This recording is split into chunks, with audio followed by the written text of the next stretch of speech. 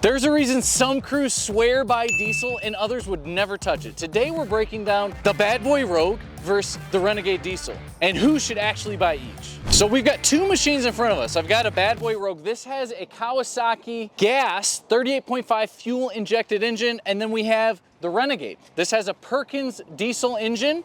This is the same platform, which is why I think this is a great comparison, but the way in which the engines get laid out on these machines does change some components that is definitely worth noting. And obviously, besides that fact, let's just enter the conversation of gas versus diesel. If it were me, and you guys gotta hear me out to get to the end of this, this is the machine I would want on my property. This is the one that I'm always pointing people towards that I would buy. And you can get this in a 61 inch, you get it in a 72, you can actually get this smaller in a 54. The 61, the 72 inch option, they're great for large homeowner properties. You can do absolutely commercial cutting with this thing as well. Why do I love the Rogue? And why do I equally love the Renegade for the same reasons? It's suspension. So let's start from front to back to get a good understanding of this Rogue. So number one, absolutely fully commercial machine, 3-gauge deck. Super rugged, heavy-duty components as you look this machine over. But if we work from front to back, they're gonna start giving you suspension elements right here. This is on an independent arm right here, and if I stand on the front of this machine, you're gonna see this has give. And this will give you suspension on the really bumpy pieces. That's not a whole lot of suspension, right? But as we work our way back, they're gonna keep doing stuff. Of course, you see the suspension seat. You can dial this to your weight. This is incredibly forgiving. So that alone is stuff you're gonna see on a lot of commercial mowers. But as we keep working back, suspension elements again. You got a rubber bushing right here. You got rubber bushings under the seat. This is not a very expensive way to do it, but it absolutely works. But what is magical, what makes this significantly better than most things that are on the market is looking more at the rear end right here. This has 3-link trailing arms, much like an ATV. So watch what happens when I press down again. Tons of suspension. And then obviously from far away, look at the amount of suspension that is on that machine. This rides so good. This is one of the best riding mowers in the industry. You don't feel disconnected. You kind of feel like you're being absorbed as you mow the lawn. And that is one reason I absolutely love it. But why do I love this machine more than anything else, I guess, in comparison? Of course, we love the 38.5 fuel injected Kawasaki, right? Of course, we love the Parker wheel motors and hydro gear pump. It's a really old school setup that's just super durable, super industrial. But the price that you can get this machine, this is a Rogue. It's a 2026 model that sells for cash $12,849. That is an awesome price point. Almost everything else on the market that is going to be comparable engine-wise and comparable transmission-wise is going to be pushing $15,000 to $20,000. This is phenomenal value. I think it's the best value on the market, frankly, and it's an awesome machine. And as I work over, and we'll bounce back and forth, the chassis, everything that I just talked about is the same. It's sitting on the same chassis, right? They got two different models, but you're going to see all these suspension elements. But as we keep working our way back, and we look behind the machine, you're still gonna see the 3-link trailing arm. So watch when I push this down again. You got the exact same ride quality, but this is where it's very much going to differ. And you can get this in a diesel. This has the Perkins diesel, but it's how they lay this machine out that gets different. So let's flip this seat up. So as the seat's flipped up, you're gonna notice some differences right here. There were some cube style pumps that were in this region. So look at what we got here. We're gonna backtrack. Okay, now join me back at the Rogue. And it starts to feel a lot different back here, right? This is a lot more open. You had these cube style pumps, and we go back and you don't see those pumps, okay? So kind of engine 101. This is a vertical shaft engine. The engine is going up and down, the shaft. What is under the engine is the clutch. There's pulleys that connect to the pumps. That's what helps you move. And below that is a clutch. The clutch, when it's engaged, actually powers the mowing deck. It's completely different over here. This is a horizontal shaft engine. So look, it's not shaft going down, it's shaft going horizontal. So look back here. Here's the clutch. This is typically what you will see underneath a lawnmower, okay? But instead it's coming this way. And this again is typically, if we keep looking, this is what is typically underneath a lawnmower. Here's the pump. Here's a pump right here. And there's another pump right here. And on the end of the pump is a pulley. So it's the power of the engine that's connected to a belt, and then it gets routed to spin this pulley, which powers the pump, which then connects to the wheel motors, and that's how your tires move. And then at the very end, you got a clutch. And when you pull up on the knob, the PTO clutch will engage, and it will actually make this spin. And here's what's different, because what's typically on a lawnmower, we're gonna go back, is the vertical shaft engine. Let's look under this one. So here's that clutch on this one, it's underneath. Now look, this belt drives straight up to the mower deck. It's in a straight line, okay? That is what you're typically gonna see. Once you turn on the PTO switch, it's going to engage this, it's gonna start spinning, and that's what powers the mower deck. But let's go back to the Renegade, and here it is. Here's that belt, right? So when you engage the clutch, this starts spinning. Now let's look underneath the Renegade. Look at how this is different. So this setup right here, it comes down and kind of turns. It's called a mule drive, okay? So it kind of has a 90-degree angle. Pros and cons to this, okay? This is a big, bad commercial engine. It's the only way you can route this thing in here. You'll see this on a lot of big engine designs.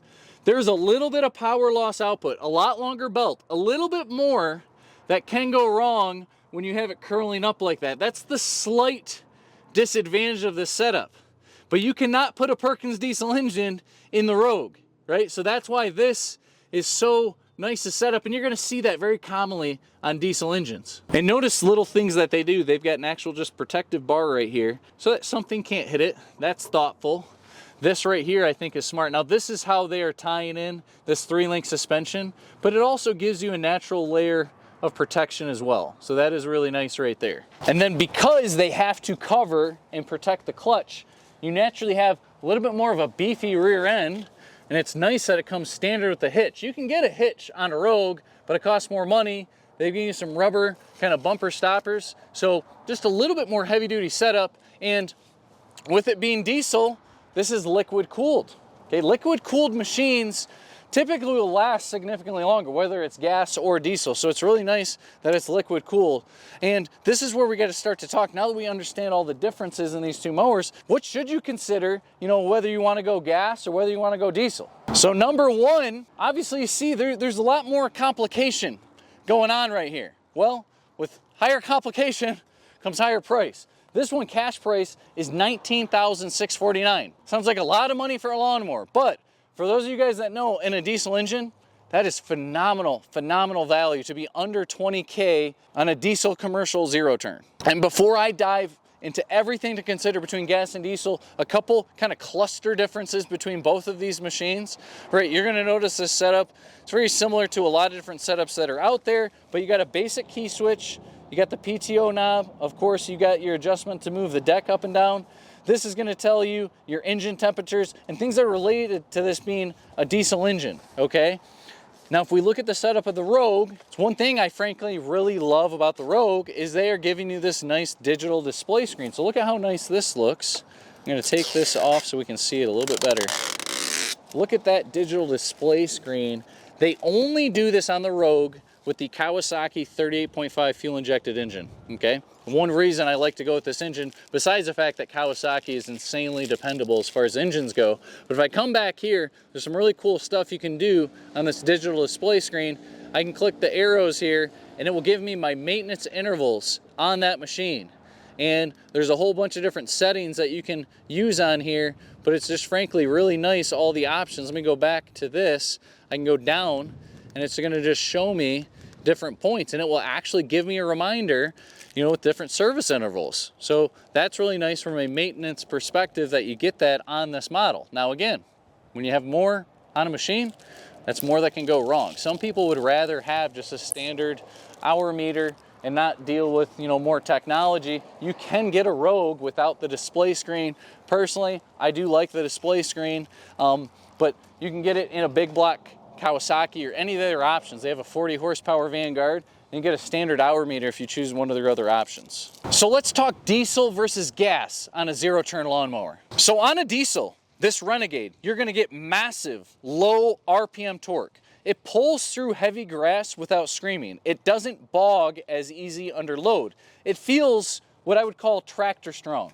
Diesel engines make power differently. It's grunt, not high RPM speed. Now on the gas side, the Rogue, right? You can get the Kawasaki, the Vanguard, all sorts of options. You get higher RPM power, faster blade tip speed recovery, snappier throttle response, and it feels more aggressive. So if you're cutting thick, wet, overgrown commercial property daily, diesel torque shines. If you're doing fast residential or mixed use, gas feels quicker. On a diesel, you have 20 to 35% better fuel economy in most commercial use.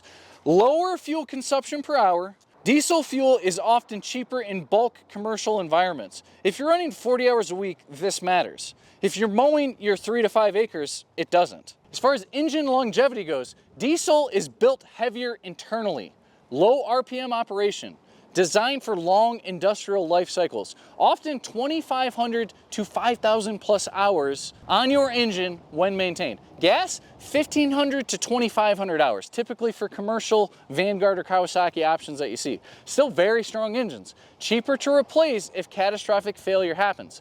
Diesel wins on longevity, gas wins on replacement costs. So the maintenance and service aspect, diesel, no spark plugs, no ignition system, but fuel filters matter more. Water and fuel is a bigger issue, slightly more expensive parts. Gas, easier DIY maintenance, cheaper parts, simpler fuel systems, more familiar to most technicians. If your shop works on diesel equipment already, diesel is no big deal. If not, gas is simpler. Noise and feel is another huge one. Diesel has a lower pitch, deeper tone, more industrial sound. Some say smoother under load. Gas, higher RPM, louder under heavy cut, faster response feel. This is subjective, but I think worth mentioning. You know, and as far as you think about the weight and frame pairing, Renegade Diesel, it's a heavier overall platform. It's built more commercial heavy duty, often chosen by true fleet operators. Rogue gas, lighter, more versatile, still commercial grade, but more crossover appeal. And I mentioned at the start of this video, which one would I pick? I would go right here. It's because I'm a homeowner and I've got 2, 3, 4, 5 acres that I'm cutting. I don't think in my case, it would make sense. I would buy the Renegade Diesel if you're cutting 30 to 50 plus hours per week. You want maximum engine life. You're mowing thick commercial turf regularly. You're a municipality, park system, golf range, or serious fleet. Buy that Rogue gas if you're a high-end residential or light commercial operator. You want lower upfront cost. You don't need the diesel torque. You want slightly lower service complexity. And obviously, as I talked about, you got a big price difference between these, so it's not that you should buy this or you should buy that. It completely depends on your situation. So I hope this helps you so that you don't go wrong when looking to make your purchase, and we would love to help you here at Howe Equipment. So come see us. We ship nationwide. We have lifetime powertrain warranties that come with every single mower purchase. We do tractor packages. We do trailer packages. Trailers are automatically a certain percentage off when you're buying a mower. It's the same thing for handheld. So we've got you covered here. Come to Howe Equipment, get a package deal. And until that next video, we'll see you later.